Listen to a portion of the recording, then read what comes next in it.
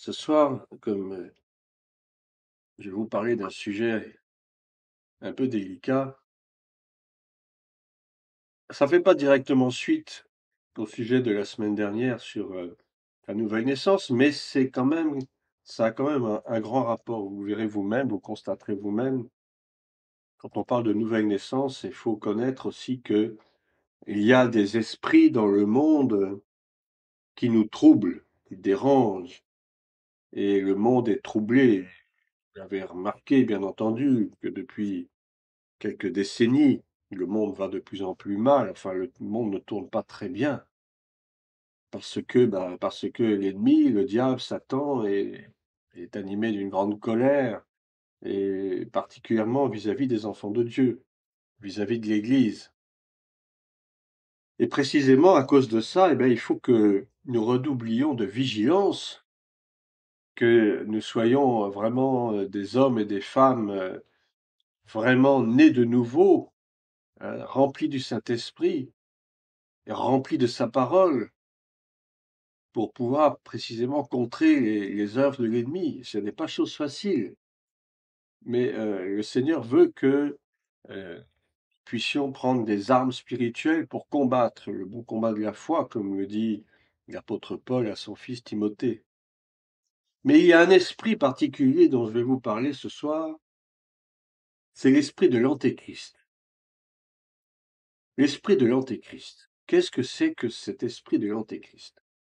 Alors déjà, euh, il ne faut pas confondre l'esprit de l'Antéchrist avec le personnage même que la Bible appelle Antéchrist ou Antichrist, hein, les deux termes sont utilisés. Antéchrist, c'est-à-dire qui vient avant Christ, hein, de grec ante, avant.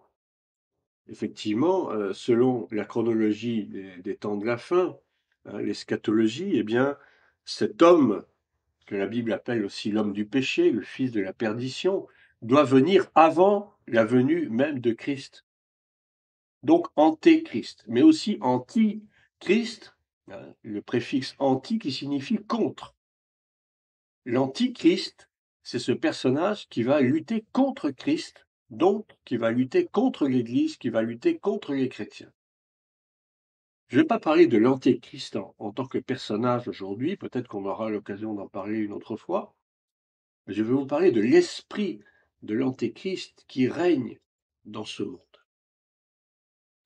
Alors, l'esprit de l'Antéchrist, eh bien, c'est l'esprit diabolique dont la nature et dont l'objet, si je peux dire, est de précisément s'opposer à Christ, de nier la vraie nature de Christ en tant que fils de Dieu et en tant que fils de l'homme. C'est cet esprit qui cherche à nier, à rejeter même le sacrifice expiatoire de Christ à Golgotha. En fait, c'est un esprit rebelle, rebelle à Dieu, et cet esprit, il agit dans le monde et aussi, malheureusement, il agit dans l'Église. Je vais commencer par vous lire, j'espère que vous avez vos Bibles avec vous, le passage dans le livre d'Éphésiens, chapitre 2, verset 2. Éphésiens, chapitre 2, verset 2. C'est l'apôtre Paul qui parle. Et il s'adresse aux chrétiens. Il s'adresse à ceux qui ont cru en Christ, qui font partie donc de la première Église. Voici ce qu'il leur écrit. Vous étiez morts par vos offenses et par vos péchés, dans lesquels vous marchiez autrefois, selon le train de ce monde, selon le prince de la puissance de l'air, de l'esprit qui agit maintenant dans les fils de la rébellion. Vous avez bien compris les mots sont assez forts. Le prince de la puissance de l'air. Eh bien, ce prince de la puissance de l'air n'est autre que Satan lui-même. Et de l'esprit qui agit maintenant dans les fils de la rébellion. Il parle bien ici de rébellion. Rébellion, c'est-à-dire tout ce qui se montre opposé, tout ce qui se montre désobéissant à Dieu. Un rebelle, c'est quelqu'un qui n'obéit à personne. On pourrait même dans le milieu de la politique, on appelle ça un anarchiste. Et d'ailleurs, la devise des anarchistes, c'est ni Dieu ni maître. Les anarchistes sont des gens qui refusent toute forme d'autorité. Et donc, les personnes rebelles, ce sont des personnes aussi qui refusent l'autorité, que ce soit un gouvernement ou, bien sûr, du point de vue spirituel, qui refusent l'autorité de Dieu dans sa vie. C'est-à-dire quelqu'un qui ne veut faire que ce qu'il a envie de faire. Quelqu'un qui ne veut vivre que régi par ses propres pensées, son propre mode de vie qu'il trouve parfait, qu'il trouve très bien à sa convenance, alors que ce mode de vie, cette façon de vivre ne plaît pas à Dieu. Mais ça ne fait rien, il préfère vivre comme il a envie de vivre. Ce sont des gens qui veulent jouir de la vie, de tous les plaisirs qu'elle peut apporter, et lorsqu'on leur parle de Dieu, ils se ferment complètement et ils ne veulent même pas entendre parler de Dieu, ne veulent pas même entendre parler de péché, de repentance. Ce sont des gens qui sont rebelles. Et vous avez également ce qu'il appelle les fils de la rébellion. Et qui sont les fils de la rébellion? Eh bien, ce sont des chrétiens.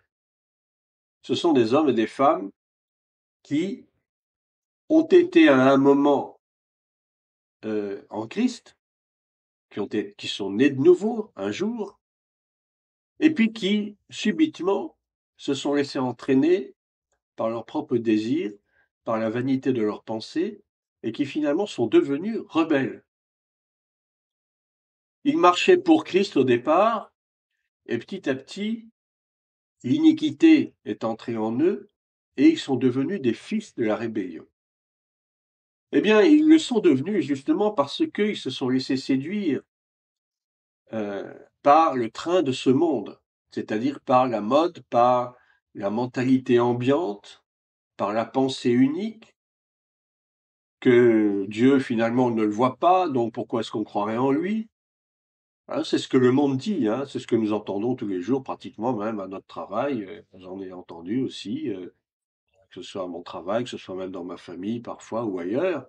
Mais si Dieu existe, pourquoi est-ce qu'il permet qu'il y ait tant de mal dans le monde? Pourquoi est-ce qu'il y a des enfants qui meurent petits? Pourquoi est-ce qu'il y a des crimes? Pourquoi est-ce qu'il y a des choses comme ça? Et en fait, c'est une façon de pointer Dieu du doigt en le rendant coupable de ce qui se passe dans le monde. Vous voyez, c'est un peu commode, c'est un peu facile de raisonner comme ça. Alors que nous savons bien que Dieu n'est absolument pour rien dans tout ça, que le mal ne vient pas de Dieu, il ne vient que du bien de Dieu, mais à cause du péché de l'humanité, à cause de ce péché, de ces offenses, précisément comme il le dit en Éphésiens que nous venons de lire, nous étions morts spirituellement par nos offenses et par nos péchés. Mais un jour, le Seigneur a permis que nous soyons convaincus par le Saint-Esprit de péché, de justice et de jugement, et puis ensuite par le baptême, par la puissance du Saint-Esprit, nous sommes devenus de nouvelles créatures, et nous sommes ressuscités avec Christ. Si vous vous souvenez bien, ceux qui étaient présents la semaine dernière, nous avons parlé de la nouvelle naissance, nous avons parlé du baptême d'eau et du baptême d'esprit. Le baptême d'eau, c'est ce baptême qui consiste à laisser notre vie ancienne au fond de l'eau, mourir à l'image de Christ et de ressusciter à l'image de Christ. Nous sommes devenus des nouvelles créatures. C'est pour ça que l'apôtre nous dit, vous étiez morts, nous étions morts. Nous étions considérés comme morts, même si nous avions un corps de chair vivant, nous étions quand même spirituellement des êtres morts. Alors, cet esprit qui agit dans les fils de la rébellion, donc par l'intermédiaire, par la séduction du prince de la puissance de l'air, de Satan, le prince de ce monde, parce que Satan règne dans ce monde, il domine le monde actuel dans lequel nous vivons. Et ça date pas d'aujourd'hui, bien sûr, ça a commencé à partir du moment où l'Église a commencé de naître, et même avant, puisque de toute façon, Satan a toujours existé dans le monde. Mais plus nous avançons dans le temps, et plus son action est visible, de plus en plus visible, de plus en plus tangible.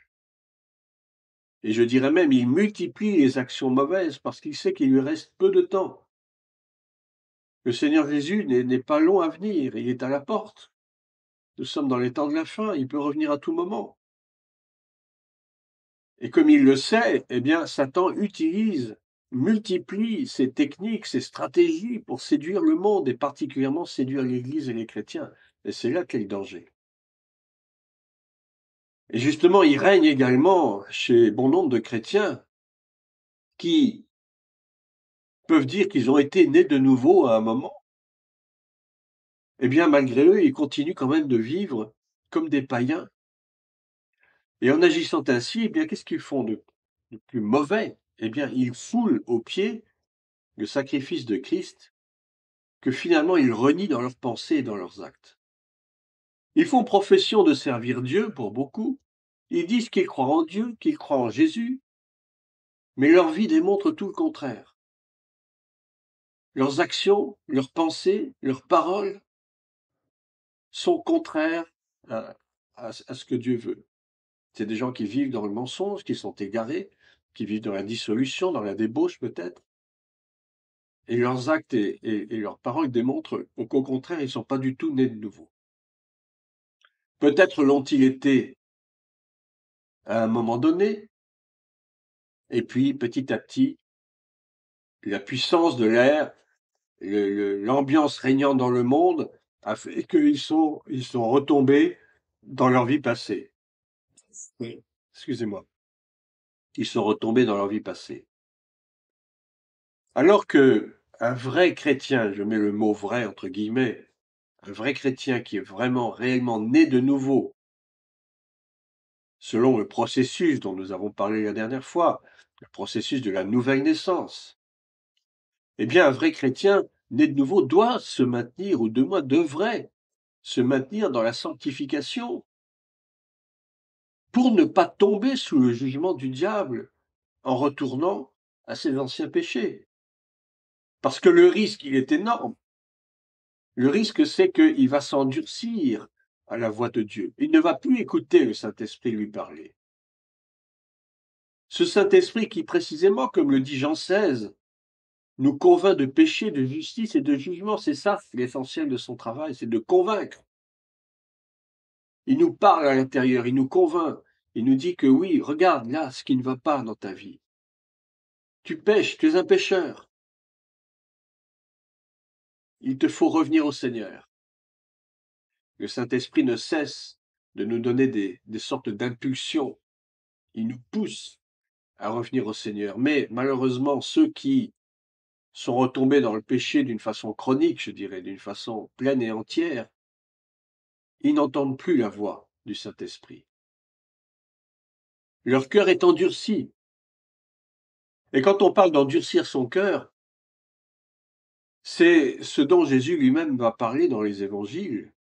Et nous en avons 3 passages. Si vous avez de quoi noter, pour ceux que ça intéresse, il y a Marc chapitre 3, versets 28 à 29, Matthieu 12, versets 30 à 32, Luc 12, versets 8 à 10. Je vais vous en lire peut-être quelques-uns. Et puis nous avons également 2 passages dans le livre des Hébreux. Nous avons Hébreux 6, versets 4 à 6 et Hébreux 10, versets 25 à 30. Et enfin, nous avons Première épître de Jean, 1 Jean 5, verset 16. On va voir ce que c'est réellement que l'endurcissement du cœur et ce à quoi ça peut mener. Il s'agit en fait du péché pour lequel l'apôtre Jean dit lui-même, il décrit même de ne pas prier. Le péché qui mène à la mort. Le péché qu'on appelle irrémissible, le péché contre le Saint-Esprit. En fait, c'est de ce péché-là dont on veut parler. C'est-à-dire que ces gens sont tellement endurcis dans leur cœur, ils sont retombés dans le péché, ils sont retombés dans les choses du monde et leur cœur s'est complètement détourné de Dieu. Et malheureusement, pour beaucoup d'entre eux, il n'y a plus de retour possible. C'est très difficile. Et c'est ce que c'est ce que vont nous dire ces différents passages que je vous lis maintenant. D'abord, je vous lis Matthieu chapitre 12, versets 31 et 32. C'est Jésus qui parle. C'est pourquoi je vous dis, tout péché et tout blasphème sera pardonné aux hommes. Mais le blasphème contre l'Esprit ne sera point pardonné. Quiconque parlera contre le Fils de l'homme, il lui sera pardonné. Mais quiconque parlera contre le Saint-Esprit, il ne lui sera pardonné ni dans ce siècle, ni dans le siècle à venir. Ce qui veut dire, ça ne sera jamais pardonné. Alors après, on va voir, mais on va se dire, mais voyons, Seigneur, peut-être qu'à un moment donné dans ma vie, j'ai pu commettre ce péché sans le vouloir. Alors je te rassure tout de suite, si tu penses, si tu as peur d'avoir commis ce péché, dis-toi que tu ne l'as pas commis. Si tu te poses la question de savoir si tu as commis ce péché, sois tranquille, c'est que tu ne l'as pas commis. Parce que ceux qui le commettent, je vous assure, ils ne s'en rendent à peine compte, et même ça ne leur dit rien du tout. Alors soyez rassurés sur ce plan-là. Mais attention, ça ne veut pas dire qu'on risque pas d'y tomber un jour ou l'autre. Donc c'est pour ça qu'il faut être très vigilant sur notre vie chrétienne. Il faut être très vigilant, il faut se tenir en garde contre les faux raisonnements, même les fausses doctrines, et on va étudier ça un petit peu après. Il faut se tenir en garde contre tout ce qui séduit l'Église, tout ce qui est dans le domaine de la séduction aujourd'hui dans l'Église de Dieu. Alors, pour revenir un peu à ce fameux péché, ce péché irrémissible, impardonnable, pourquoi est-ce qu'il est impardonnable? Pourquoi est-ce que Jésus dit que on peut blasphémer contre Jésus, contre le Fils de l'homme, ça sera pardonné? Ben oui, parce que Jésus lui-même, il est notre avocat. Jésus est auprès du Père et il intercède pour nous. Donc même si nous péchons contre lui en lui disant des choses pas très agréables et même blasphématoires, eh bien, il nous pardonne quand même, à condition toutefois que nous nous repentions, évidemment. Il est nécessaire, absolument indispensable de demander pardon pour être pardonné, ça va de soi. Mais le problème, quand on pêche contre l'Esprit, en fait, c'est pas l'Esprit qui intercède pour nous auprès du Père, c'est le Fils. Alors c'est peut-être un peu compliqué du point de vue doctrinal, ce que je vais vous expliquer, mais on ne peut pas être pardonné par l'Esprit parce que c'est l'Esprit lui-même qui nous convainc de pécher. Comprenez-vous? Autant le Fils peut nous pardonner parce qu'il vit éternellement au siècle des siècles, il est notre avocat auprès du Père, il intercède pour nous, il est mort à la croix pour nous. Mais l'Esprit, qui représente en fait la nature divine, la puissance de Dieu, ne peut pas nous pardonner lorsque nous péchons contre lui. Il n'y a que le Fils seul qui peut nous pardonner. Le Père par l'intermédiaire du Fils, si vous voulez. Mais l'Esprit n'a plus rien à voir dedans. C'est pour ça que le péché contre l'Esprit est si grave. Je ne sais pas si j'ai réussi à me faire comprendre, mais peut-être qu'on aura l'occasion d'en débattre, je ne sais pas. Mais c'est une question dont que beaucoup de chrétiens se posent et qui sont très inquiets là-dessus. Mais je vous ai déjà rassuré. Alors comment peut-on finalement commettre ce péché? Parce qu'il peut arriver qu'on le commette, malheureusement. Tout simplement en refusant de reconnaître déjà le sacrifice expiatoire de Jésus comme seul moyen du salut, ou bien en attribuant à Satan les bienfaits de Dieu, les miracles, ce que Jésus reprochait aux pharisiens d'ailleurs, qui disaient qu'ils chassaient les démons par Belzébul. Et c'est là qu'il les a mis en garde. Il les a mis en garde, mais pour autant, ces pharisiens-là ne connaissaient pas. Ils étaient dans la méconnaissance, ils étaient dans une certaine ignorance, donc ils n'étaient pas condamnables en soi. Parce qu'ils n'avaient pas reçu la connaissance de la vérité, puisqu'ils étaient dans leur pharisianisme, ils étaient dans leur sectarisme religieux, ils étaient dans leur théologie religieuse de l'époque. Ils n'avaient pas la connaissance que nous avons aujourd'hui en tant que fils et filles de Dieu. Ils ne connaissaient pas l'Évangile. Mais pour autant, Jésus les a quand même mis en garde de faire attention à vos paroles, de faire attention à ce que vous dites. C'est très dangereux. Nos paroles peuvent nous condamner. Donc, attribuer à Satan les miracles de Dieu, par exemple. Et puis, tout simplement, en négligeant volontairement la grâce qui nous est donnée de nous repentir de nos transgressions. Et en péchant volontairement, de manière répétée, de manière chronique, sans aucun regret ni remords. C'est-à-dire que nous péchons et nous trouvons très bien de pécher. Nous sommes satisfaits de notre péché. Je vous lis maintenant le chapitre 11 du livre des Hébreux. Pardon, le chapitre 10 du livre des Hébreux entre les versets 26 et 29. C'est encore plus explicite que ce que dit Jésus. Je dirais même c'est encore plus terrible, mais je pense que nos oreilles ont besoin d'entendre ces choses. Hébreux 10, versets 26 à 29. Car si nous péchons volontairement après avoir reçu la connaissance de la vérité, il ne reste plus de sacrifice pour les péchés, mais une attente terrible du jugement et l'ardeur d'un feu qui dévorera les rebelles. Celui qui a violé la loi de Moïse meurt sans miséricorde sur la déposition de 2 ou 3 témoins. De quel pire châtiment pensez-vous que sera jugé digne celui qui aura foulé aux pieds le Fils de Dieu, qui aura tenu pour profane le sang de l'alliance par lequel il a été sanctifié, et qui aura outragé l'esprit de la grâce, c'est-à-dire le Saint-Esprit? Car nous connaissons celui qui a dit « À moi la vengeance, à moi la rétribution ». Et encore, le Seigneur jugera son peuple. C'est une chose terrible que de tomber entre les mains du Dieu vivant. Moi, je trouve que ce passage est extrêmement dramatique. Il est extrêmement terrible. Je pense que si nous avons à cœur de le lire de temps en temps pour nous souvenir précisément du risque que nous prenons, du risque énorme que nous prenons en retombant dans notre ancienne vie, dans une vie chronique de péché, que, j'allais dire, notre jugement sera terrible. Il est bien dit ici, car si nous péchons volontairement, on insiste bien sur le mot volontairement. Nous pouvons pécher chaque jour et nous péchons chaque jour involontairement, par une parole malheureuse, par des décisions peut-être mauvaises, enfin des choses que nous pouvons commettre, mais sans vraiment le vouloir. Là, il s'agit du péché volontaire dans lequel on s'englue, hein, on s'étouffe à force de pécher, mais on est tellement satisfait, je dirais presque, de notre état qu'il n'y a plus moyen d'en sortir.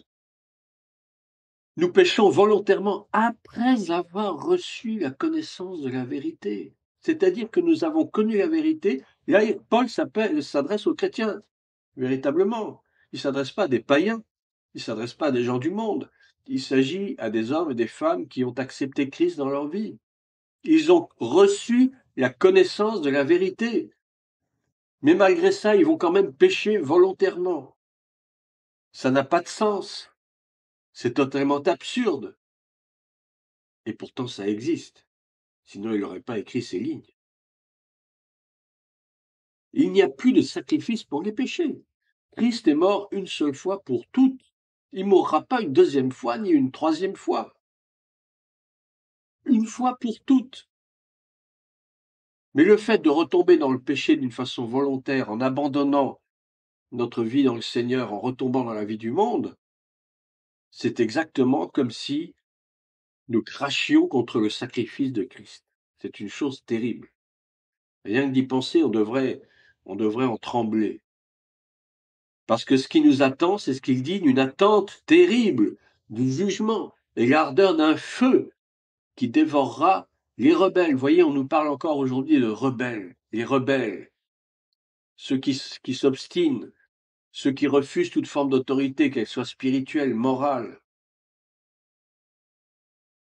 Et il nous parle de l'Ancien Testament, de l'Ancienne Alliance, quand on violait la loi de Moïse, on mourait. On transgressait, on mourait. Le jugement était radical, sans miséricorde. Il n'y avait pas de possibilité de pardon. Il suffisait qu'il y ait 2 ou 3 témoins qui témoignent contre vous, et on vous lapidait, ou on vous tranchait la tête, ou en tout cas, vous mourriez certainement. Et alors il nous dit: «Mais de quel pire châtiment pensez-vous que sera jugé digne celui qui aura foulé aux pieds le Fils de Dieu, qui aura tenu pour profane le sang de l'alliance, par lequel il a été sanctifié?» Tu as reçu la grâce d'être sauvé, tu as reçu la grâce du salut, tu as reçu la connaissance de la vérité par le passé, peut-être pour certains depuis quelques mois, d'autres depuis quelques années, et tu as décidé de renoncer à ces choses. Tu as décidé de renoncer à marcher dans la vérité. Tu as renoncé de croire au sacrifice de Jésus. Tu as renoncé à vivre dans la sanctification. Tu te complais dans ton péché. Tu te complais dans l'immoralité. Tu te complais dans le mensonge, dans la corruption. Mais qu'est-ce que Dieu peut encore faire pour toi? Dis-moi. Qu'est-ce que Jésus peut encore faire? Est-ce que Jésus va mourir une deuxième fois pour ton péché? Mais mon ami, parfois il faut se remettre en question. Le Seigneur jugera son peuple. Oui, le Seigneur va juger sa maison, et il va commencer même son jugement par sa maison. C'est écrit dans la parole. Le jugement de Dieu va commencer par sa propre maison, c'est-à-dire par l'Église, par nous les chrétiens. Le Seigneur veut nous juger pour que nous soyons redressés. Il ne nous juge pas pour nous condamner. Il va juger sa maison parce qu'il y a trop d'impureté dans sa maison. Il va juger sa maison parce que nous allons voir, il y a des faux serviteurs de Dieu. Il y a des fausses doctrines. Et tout ça, ça empoisonne le peuple de Dieu. Ça empoisonne l'Église de Dieu. L'épouse, elle est tachée. Or, Jésus ne viendra enlever qu'une épouse sans tache, ni ride, ni rien de semblable. Mais actuellement, l'Église est tachée. Alors, pour enlever ces taches, eh bien, il faut passer l'Église dans une grande lessiveuse. Et la grande lessiveuse, ce sera le jugement de Dieu sur sa maison. Il va retirer l'ivraie. Il va arracher l'ivraie et la jeter au feu. Il va jeter dehors tous ceux qui professent de fausses doctrines.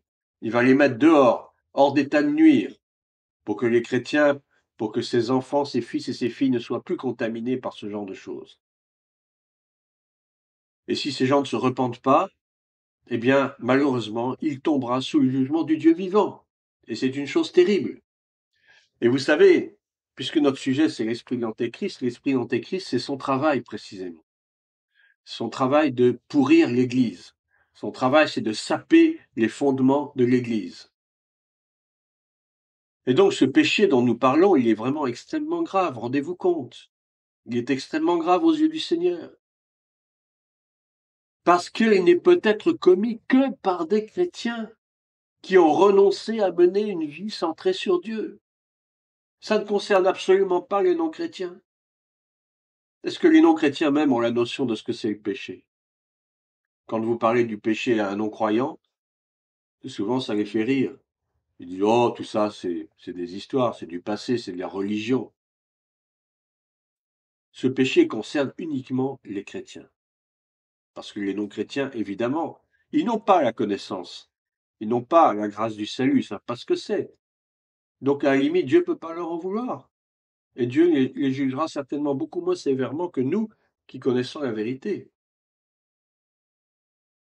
Et donc, ce péché, eh bien, il est tout à fait légitime de l'imputer à l'action de l'esprit de l'Antéchrist, qui précisément agit dans les fils de la rébellion,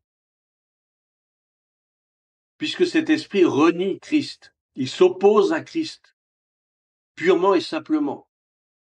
Et les chrétiens qui autrefois vivaient dans la sanctification, du moins ils le pensaient, ils le croyaient probablement, mais ce n'était pas certainement réel, ce n'était pas certainement sincère, puisqu'ils ont réussi à retomber. Ils ont d'abord confessé Christ, ils ont d'abord cru en lui, du moins le pensaient-ils, et finalement ils sont retombés. Et après l'avoir confessé et cru en lui, finalement ils se sont complètement détournés. Et pour beaucoup d'entre eux, c'est sans espoir. 1 Jean 2, versets 18 à 19. Première épître de Jean, chapitre 2, versets 18 à 19. L'apôtre Jean s'adresse aux chrétiens aussi. Petits enfants, c'est la dernière heure. Nous sommes dans la dernière heure, je vous dis en passant. Et comme vous avez appris qu'un antéchrist vient, vous voyez, déjà à l'époque, il parlait d'antéchrist, hein, déjà à l'époque de Jean. Il a écrit sa lettre à peu près vers 60-70 après la résurrection de Jésus. Petits enfants, c'est la dernière heure. Et comme vous avez appris qu'un antéchrist vient, il y a maintenant plusieurs antéchrists. Par là, nous connaissons que c'est la dernière heure. Vous voyez déjà, à l'époque de Jean, déjà les chrétiens étaient persécutés. Il y avait des antéchrists au niveau des gouvernements romains. Là, les empereurs romains avaient massacré des chrétiens, ils avaient organisé des persécutions. Et c'est l'esprit de l'antéchrist, bien sûr. Tout ce qui s'oppose aux chrétiens, au christianisme, c'est l'esprit de l'antéchrist, ça va de soi. Il dit qu'un antéchrist vient, parce qu'il savait qu'il y aurait un homme qu'on appelle l'antéchrist qui viendrait. Et d'ailleurs, à l'époque, ils pensaient que ce serait pour leur époque. Paul, l'apôtre lui-même, le pensait. Tout ça pourquoi? Parce qu'il incitait les chrétiens à se réveiller et puis surtout à les inciter à se préparer. Et aujourd'hui, je pense qu'il est plus qu'urgent de nous préparer à l'enlèvement de l'Église, de nous préparer, parce qu'on ne sait pas quand ça peut arriver. Vous voyez comment les événements tournent en ce moment. On en parlera peut-être une autre fois. Mais nous sommes dans un temps de préparation nécessaire. Donc déjà à son époque, il dit, il y a un antéchrist qui vient, et il y a maintenant plusieurs antéchrists. Par là, nous connaissons que c'est la dernière heure. Effectivement, nous sommes, combien ce passage de l'évangile de Jean est, j'allais dire, il est vraiment d'actualité, pas trouver mieux. C'est exactement calqué sur notre époque. Alors là, la suite est assez surprenante. Il dit ceci, ils sont sortis du milieu de nous. Qui? Eh bien, les antéchrists. Ils sont sortis du milieu de nous. De qui? De nous. Eh bien, de l'Église, du peuple de Dieu. Les antéchrists sont sortis du milieu de l'Église. Mais ils n'étaient pas des nôtres, c'est-à-dire que ce n'étaient pas des chrétiens. Car s'ils eussent été des nôtres, c'est-à-dire s'ils avaient été comme nous, craignant Dieu, croyant au sacrifice de Jésus, ils seraient demeurés avec nous. Mais cela est arrivé afin qu'il fût manifeste que tous ne sont pas des nôtres. Bien-aimés frères et sœurs qui écoutez ce message ce soir, dans l'Église de Dieu, tous ne sont pas des croyants en Christ. Même dans une assemblée de 25 personnes, peut-être qu'il y en a la moitié qui sont de faux chrétiens. Alors, à plus forte raison, dans des églises de 10 000, 15 000, 20 000 membres. Alors là, c'est, je dirais, catastrophique. Il y a peut-être 1% de sauvés réellement. Bon, ça, c'est pas à la limite notre problème, c'est le problème de Dieu. Mais c'est pour vous dire que même dans notre assemblée, là, chaque dimanche, qui appartient réellement à Christ? Posons-nous la question. Est-ce que j'appartiens réellement à Christ? Est-ce que je ne suis pas moi aussi un antéchrist? Ils sont sortis du milieu de nous. Nous croyions que c'était des frères et des sœurs. Nous croyions que nous avions la même confession de foi, que nous vivions de la même façon, que nous avions la crainte de Dieu, que nous voulions nous éloigner du péché, que nous vivions dans la sanctification. Mais pas du tout. Ils n'étaient pas des nôtres. Ils ont fait semblant. Ils nous ont menti. Ils nous ont trahis. Mais surtout, le plus grave, ils ont trahi Christ. Qu'ils nous trahissent, nous, ça n'a pas d'importance. Tu sais, bien-aimé, dans l'Église, il y aura toujours des traîtres. Il y aura toujours des menteurs. Il y aura toujours des impudiques. On n'y peut rien. C'est l'Église. Et l'Église, c'est un peu tout le monde. Ceux qui sont réellement nés de nouveau, je pense qu'on les compte sur les doigts d'une main. Ils n'étaient pas des nôtres. Ils faisaient semblant. Parce que si vraiment ils étaient des nôtres, ils seraient restés avec nous. Mais ils ne sont pas restés avec nous. Et surtout, ils ont montré leur vrai visage. Ils ont montré réellement qui ils sont. parce que le Saint-Esprit nous a donné le discernement de voir que ces hommes et ces femmes qui prétendaient servir le Seigneur, qui prétendaient croire en Christ, en réalité ne croyaient pas en lui, ne servaient pas Dieu, mais se servaient eux-mêmes. Ils se servaient de Dieu. Ils ne servaient pas Dieu, ils se servaient de Dieu pour leur propre profit, pour leur propre ventre. C'étaient des antéchrists. En fait, c'était des hommes et des femmes remplis de l'esprit de l'antéchrist, tout simplement. Mais Dieu a permis que ces choses arrivent pour nous donner du discernement, pour nous montrer qui sont vraiment ces gens-là. Je prie Dieu seulement que nous ne soyons jamais de ces gens-là, que nous demeurions fidèles jusqu'à notre mort, ou du moins jusqu'à ce que le Seigneur revienne. L'apôtre Jean dit, c'est la dernière heure. Nous sommes dans la dernière heure. Nous sommes dans les temps de la fin. Je pense que vous en êtes conscients, tout le monde. Le Seigneur est à la porte. Et déjà, à l'époque où Jean a écrit cette lettre, les temps de la fin étaient déjà évoqués. Et l'inéluctabilité du retour de Christ était certaine. Ils croyaient dur comme fer que le Seigneur allait revenir de leur temps. C'est pas pour rien que Paul a écrit dans 2 Thessaloniciens, il parle de toutes ces choses, il parle de l'antéchrist, l'homme du péché, le fils de la perdition. Relisez le passage dans 2 Thessaloniciens 5. On verra l'homme impie apparaître. Avant que l'Église ne soit enlevée, elle verra apparaître l'homme du péché. Je vous le préviens tout de suite, avant que l'Église soit enlevée, nous verrons qui est l'antéchrist. Nous verrons qui c'est. Parce que Dieu nous donnera de le voir, de le connaître. Et je pense que l'enlèvement aura lieu après. Alors quelques mois, quelques années après, je ne sais pas. Je ne peux pas fixer de date et je ne les connais pas. Je me garderai bien de faire des hypothèses dans ce sens-là. Mais nous sommes dans les temps de la fin. Le Seigneur est à la porte. Ils croyaient déjà à leur époque que c'était le moment. Mais vous savez, comme la Bible dit, un jour est comme 1000 ans et 1000 ans sont comme un jour. Et donc le Seigneur avait déjà prévu son calendrier, mais bien sûr qu'il ne va pas dévoiler les choses comme ça. Dieu ne dévoile les choses que lorsque c'est nécessaire. Il ne dévoile pas tout. Je vous assure que si nous sachions tout du plan de Dieu, je pense qu'on aurait des cheveux à s'arracher. En réalité, les temps de la fin, eh bien, ils ont commencé depuis longtemps. Ils ont commencé, je dirais, avec la mort et la résurrection du Seigneur et la naissance de l'Église. Les temps de la fin ont commencé à partir de là.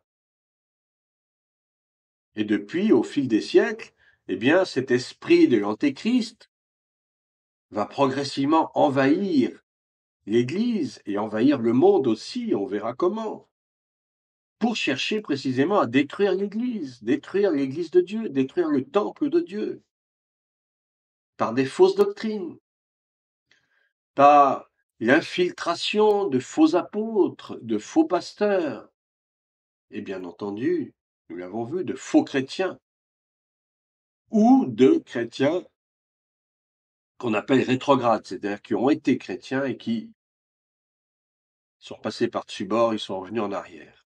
Et d'ailleurs, je dirais, les chrétiens rétrogrades sont bien plus dangereux que des non-chrétiens. Parce que les non-chrétiens n'ont reçu aucune connaissance, comme on l'a vu tout à l'heure en Hébreux 10. Ils n'ont reçu aucune connaissance, donc à la limite, ils sont beaucoup moins coupables. Tandis qu'un chrétien rétrograde est très dangereux parce qu'il connaît la vérité, mais il va travestir la vérité. Et surtout, il va mentir contre la vérité. Second passage de la première lettre de Jean, 1 Jean chapitre 4, versets 1 à 3. 1 Jean 4, versets 1 à 3.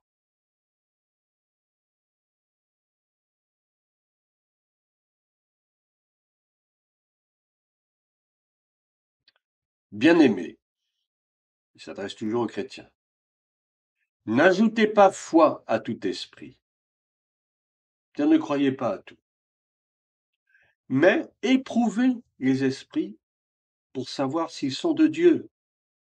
Le discernement des esprits, ça c'est un don spirituel. Il faut le demander au Seigneur, c'est très important. Car plusieurs faux prophètes sont venus dans le monde. Je rajouterai donc dans l'Église, parce que l'Église fait partie du monde. Reconnaissez à ceci l'Esprit de Dieu. Tout esprit qui confesse Jésus-Christ venu en chair est de Dieu. Et tout esprit qui ne confesse pas Jésus n'est pas de Dieu. C'est celui de l'Antéchrist, dont vous avez appris la venue et qui maintenant est déjà dans le monde.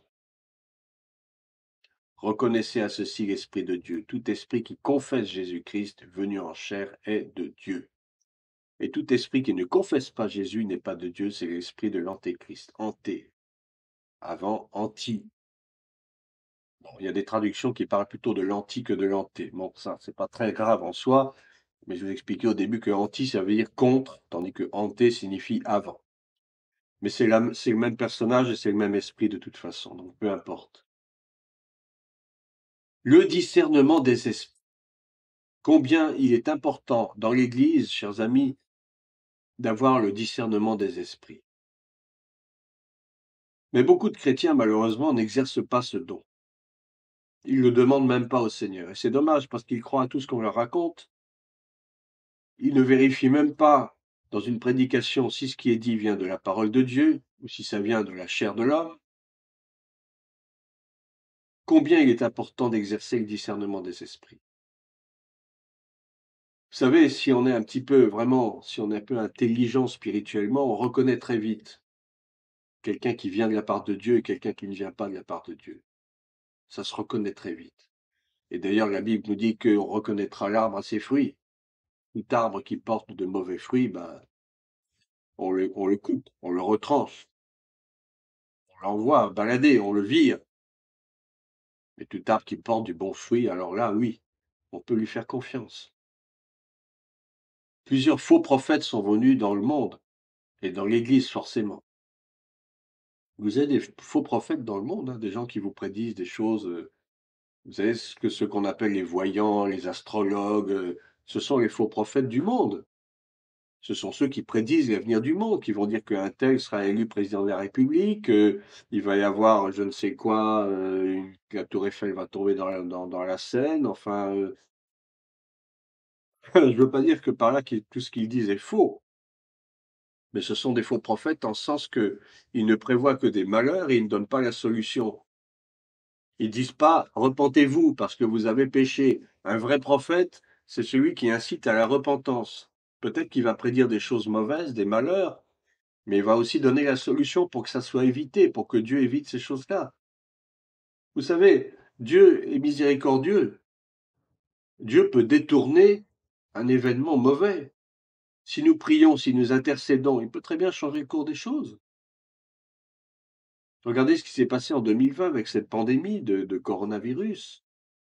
Ça aurait pu être bien pire. Ça a été terrible. Il y a eu des dizaines, des centaines de milliers de morts. Ça a été terrible.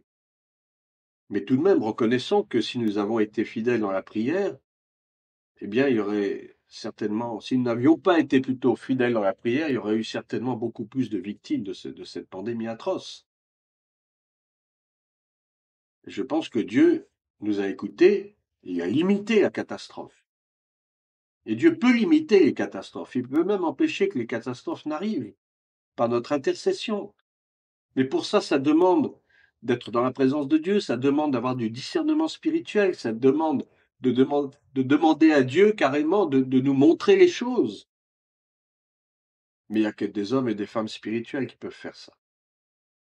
Un chrétien qui n'est pas rempli du Saint-Esprit ne peut pas faire ces choses. Il va se contenter d'aller au culte le dimanche, de lire un peu sa Bible de temps en temps, de parler un petit peu en langue, et puis ça s'arrête là. Mais Dieu nous demande plus.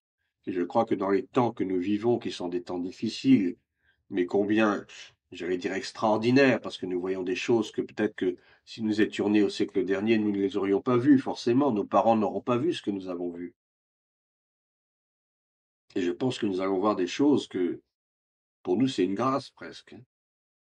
Si Dieu nous fait grâce de le voir venir régner sur terre, ce sera merveilleux, et Dieu le fera, si nous le demandons. Si nous pouvons vivre jusqu'à l'enlèvement, ce sera merveilleux. Moi, je préfère être enlevé plutôt que de mourir. Mais ce qu'il faut à l'Église, c'est qu'elle remette à l'honneur, qu'elle exerce d'une façon puissante les dons spirituels. Or, aujourd'hui, je suis désolé, mais dans l'Église, il y a plus beaucoup de dons spirituels. Les dons des miracles, j'en vois jamais. Des dons de guérison, de temps en temps. Il y a des guérisons, c'est vrai. Des morts ressuscités, j'en ai jamais vu.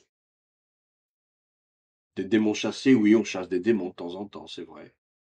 Mais il n'y a pas vraiment, véritablement un grand réveil spirituel dans notre pays. C'est en devenir. Je ne dis pas qu'il faut désespérer. C'est en devenir, ça et là. Il y a quelques soubresauts, mais il faudrait que ce soit réel. Il faut vraiment que l'Église se réveille dans les temps que nous vivons, qui sont des temps difficiles, des temps délicats, des temps douloureux même. Multiplication des scandales, tout ce qui peut se passer dans ce monde abominable, qui n'existait pas il y a 50 ans. Mais en 50 ans, moi qui ai plus de 60 ans, il y a 50 ans, on n'aurait jamais parlé de ce dont on parle aujourd'hui. C'est la pédocriminalité, toutes ces horreurs, les attentats islamiques, évidemment, ça n'existait pas à l'époque. Ou ça prenait une autre forme, il y avait quand même des guerres, des choses comme ça, mais pas jusqu'à ce point. On est arrivé à un point extrêmement douloureux maintenant, difficile, où les choses se multiplient. L'Église doit vraiment cultiver les dons spirituels. Les chrétiens doivent demander les dons spirituels, et particulièrement le discernement des esprits, c'est très important. Comment reconnaître un faux prophète? Par le discernement des esprits. De quel esprit cet homme ou cette femme est-il animé? De quel esprit ce pasteur est-il animé? Si nous avons le discernement, nous savons si cet homme vient de Dieu ou s'il ne vient pas de Dieu. Et s'il ne vient pas de Dieu, c'est l'esprit de l'Antéchrist. Mais bien sûr que l'esprit de l'Antéchrist agit dans le monde, je l'ai dit. À travers quoi? Eh bien, à travers les gouvernements, les institutions, les organisations internationales. On en avait parlé lorsque nous avons eu un séminaire sur la franc-maçonnerie. L'ONU, hein, l'Organisation des Nations Unies, l'OMS, le FMI, toutes ces grandes organisations internationales, l'esprit de l'Antéchrist agit. Il utilise des hommes et des femmes qui sont possédés par Satan pour mettre le monde à feu et à sang. La franc-maçonnerie, bien sûr, et autres, parce qu'il y en a tellement des sociétés secrètes. Tout ça, c'est l'esprit de l'Antéchrist qui agit dans le monde pour détruire le monde, pour en envoyer le plus possible en enfer. Parce que le monde, tout simplement, est soumis à la volonté de Satan, l'ennemi de Christ. Et c'est ce que nous dit 1 Jean 5, verset 19. Nous savons que nous sommes de Dieu et que le monde entier est sous la puissance du malin. Ça ne peut pas être plus clair. Nous savons que nous sommes de Dieu et que le monde entier est sous la puissance du malin. Il parle bien du monde entier. Il ne parle pas seulement de l'Église. Mais l'Église étant dans le monde, eh ben malheureusement, elle est entraînée avec le monde par certains côtés. Au lieu d'être la lumière du monde, eh bien, le monde devient un peu la lumière de l'Église. Il faut absolument renverser la vapeur. Le monde est sous la puissance du malin. Et Satan est tellement arrogant et orgueilleux de cela, qu'il n'a pas manqué même de séduire Jésus lorsque Jésus est sorti de ses 40 jours de jeûne, en lui montrant tous ses royaumes, ses magnificences, en disant tout cela m'a été donné et je le donne à qui je veux. Vous voyez quelle arrogance. Cela m'a été donné. Ben oui, parce que le monde étant tombé dans le péché, effectivement, tout ce qui est dans le monde appartient au diable quelque part. Les institutions appartiennent au diable, les gouvernements appartiennent au diable pour la plupart, même si c'est tenu par des hommes et des femmes de bonne volonté, certainement, mais qui ne savent pas qu'ils sont manipulés. S'il y avait au moins quelques chrétiens dans le gouvernement, ça pourrait changer les choses. Je pense que nous pouvons prier le Seigneur d'envoyer des hommes et des femmes nés de nouveau dans nos gouvernements. Ce serait une très très bonne chose, croyez-moi, pour nos pays, pour nos nations. Nos nations ont besoin du Seigneur. Il faut prier pour nos nations, il faut prier pour les gouvernements, pour que le Seigneur les éclaire, non pas pour qu'ils continuent à faire leurs bêtises. Et surtout, c'est pas la peine de leur obéir aveuglément. On dit soyez soumis aux autorités, d'accord, mais à condition que les autorités elles-mêmes soient soumises à Dieu. C'est ce que dit Romains 13, que toute autorité, que toute personne soit soumise aux autorités. Pourquoi? Parce que Dieu a établi les autorités en tant que serviteurs de Dieu. Les magistrats sont des serviteurs de Dieu. Mais si les magistrats servent Satan, pourquoi est-ce qu'on va leur obéir? Moi, j'ai pas envie de servir Satan. Moi, je veux servir Dieu et je veux que mes autorités, les autorités de mon pays, servent Dieu. Ils auront des comptes à rendre à Dieu sur leur façon d'avoir gouverné leur pays. Nous savons que nous sommes de Dieu et que le monde entier est sous la puissance du malin. Le plan de Satan, il est simple. C'est imiter Dieu pour induire en erreur non seulement le monde, et le monde actuellement il est soumis à l'erreur, par l'immoralité, par la séduction sous toutes ses formes, par les mensonges, par la corruption, par les scandales d'État, tout ce que l'on peut connaître. Mais aussi, il veut séduire et induire en erreur l'Église. Comme il l'a dit dans le passage, comme Jean l'a dit dans le passage que j'ai lu plus haut, ils sont sortis du milieu de nous, de l'Église. Mais ils n'étaient pas des nôtres, ils faisaient semblant d'être des nôtres. Et donc Jean, il parle bien ici des chrétiens faussement convertis, et aussi des faux serviteurs de Dieu dont Satan se sert pour semer la confusion et la séduction. Et c'est comme ça qu'aujourd'hui, dans nos églises, dans certaines églises, et même je dirais dans beaucoup d'églises, nous voyons aujourd'hui fleurir des doctrines qui vont carrément à l'encontre du véritable évangile, l'évangile de prospérité, pour ne pas le nommer, l'estime de soi, on nous parle beaucoup de l'estime de soi, le développement personnel, tout ça c'est de la psychologie. Le coaching spirituel, on entend parler souvent de coaching spirituel, comme le coaching sportif. Ça, c'est pas l'évangile. Ou des doctrines comme le royaume maintenant, en anglais le kingdom now, ça veut dire que le royaume de Dieu est déjà, il existe déjà et qu'on peut faire tout ce qu'on veut. L'encouragement à placer l'homme lui-même en tant que son propre Dieu, tout ça, ça nous vient des religions étrangères, des religions ésotériques comme le bouddhisme, le confucianisme, pardon, Confucius, le taoïsme, qui sont des religions impies, des religions antéchrist, oui.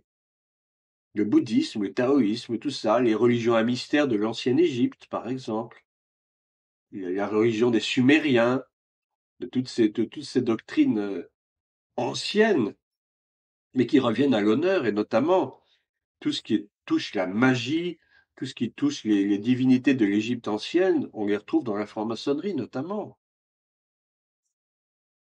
qui célèbre les dieux Horus, Anubis, tous ces dieux égyptiens qui sont en fait des démons tout simplement. Et puis vous avez bien sûr la recherche du plaisir pour soi par n'importe quel moyen, hein, ce qu'on appelle les doctrines philosophiques de l'hédonisme, l'épicurisme. Carpe diem, la célèbre phrase latine carpe diem, accueille le jour et fais ce que tu veux, fais ce qui te plaît quand tu veux. Hein, l'épicurisme, l'hédonisme, tout ça, ce sont des religions de l'homme. Et tout cela, ça relève de l'esprit de l'Antéchrist. Dans le sens que cet esprit nie la divinité de Christ comme seule source du salut pour l'humanité. Le salut de l'humanité, il n'est pas dans le plaisir, le salut de l'humanité, il n'est pas dans toutes ces fausses religions, il n'est nulle part ailleurs que en Jésus-Christ de Nazareth, mort et ressuscité pour nous. Je vais terminer avec ce passage de 2 Pierre chapitre 2, versets 1 et 2, et puis nous continuerons, Dieu voulant, la semaine prochaine sur ce thème. J'ai voulu le faire en 2 parties parce que c'est quand même très complexe. Et donc je termine avec 2 Pierre 2, versets 1 à 2. Là aussi, l'apôtre Pierre, il est très ferme avec ces choses-là. Il y a eu parmi le peuple de faux prophètes. Il parle du peuple de Dieu, de l'Église toujours. Il y aura de même parmi vous de faux docteurs qui introduiront des sectes pernicieuses et qui, reniant le maître qui les a rachetés, c'est-à-dire Jésus-Christ, attireront sur eux une ruine soudaine, c'est-à-dire que le jugement va tomber. La ruine va tomber sur ces gens-là. Plusieurs les suivront dans leur dissolution. En plusieurs, en fait, ça veut dire beaucoup. Dans d'autres traductions, dans la traduction originale, plusieurs, ça veut dire beaucoup. Les suivront dans leur dissolution et la voix de la vérité sera calomniée à cause d'eux. Voyez, la voix de la vérité sera calomniée à cause d'eux. À cause de ces gens-là, la vérité sera blasphémée, la vérité sera calomniée. On va rire, on va se moquer de Dieu, on va se moquer du sacrifice de Jésus, on va blasphémer contre les choses saintes, les choses sacrées. Et ça, c'est l'esprit de l'Antéchrist. Voilà, chers amis, chers frères et sœurs, je vais m'arrêter là pour ce soir. Et puis, Dieu voulant, nous allons nous retrouver la semaine prochaine pour compléter et terminer peut-être cet enseignement. Voilà, je prie, Seigneur, je te remercie pour ce moment, je te remercie pour ce message. Et je prie, Père, pour que ce message touche les cœurs de tous ceux et celles qui se sont connectés ce soir. Je prie, Seigneur, que ta grâce nous couvre pendant cette nuit, pendant les jours à venir, que nous soyons sous ta constante protection, que, Seigneur, ta parole continue à ouvrir les yeux de notre cœur, que nous ayons vraiment le discernement des esprits pour savoir dans quel temps réellement nous sommes, pour que nous sachions faire la part entre le vrai et le faux, entre le bien et le mal, comme tu nous as donné cette capacité, puisque tu nous as donné la conscience du bien et du mal. Alors, Seigneur, je prie pour qu'aucun de nous ne tombe dans les travers décrits dans cette parole de Dieu, que personne ne tombe, que tout le monde soit trouvé debout lorsque Jésus apparaîtra.